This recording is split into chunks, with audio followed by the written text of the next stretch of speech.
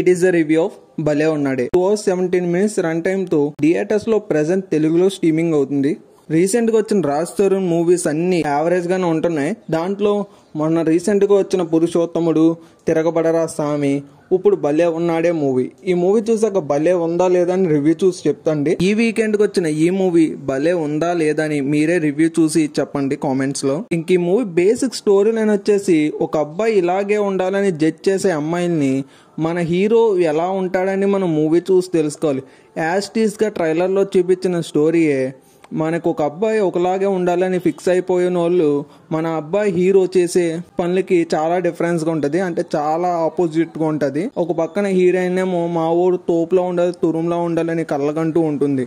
ఇలాంటి కళ్ళగానే అమ్మాయికి ఆపోజిట్ గా ఉండే అబ్బాయికి లవ్ కుదిరి పెళ్లి అయితే ఆ తర్వాత ఎటువంటి ప్రాబ్లమ్స్ ఫేస్ చేస్తారా అని మనం మూవీ చూసి తెలుసుకోవాలి. నిజానికి ఈ మూవీ స్టోరీ వచ్చేసి మంచి పొటెన్షియల్ ఉన్న స్టోరీ. ఈ మూవీ స్టోరీతో మంచి స్క్రీన్ ప్లేతో మంచిగా మూవీ తీయొచ్చు. కానీ నాకైతే ఈ మూవీ నచ్చలేదు.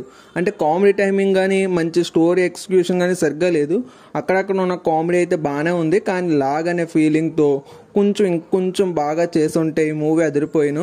ఇంకా నాకైతే ఈ movie just and average one time watchful film గానీ అనిపించింది. ఫ్యామిలీతో చూడొచ్చు, అడల్ట్ కంటెంట్ ఏం లేదు. ఈ వీడియో కానీ మీకు నచ్చితే లైక్ చేసి ఛానల్ సబ్స్క్రైబ్ చేసి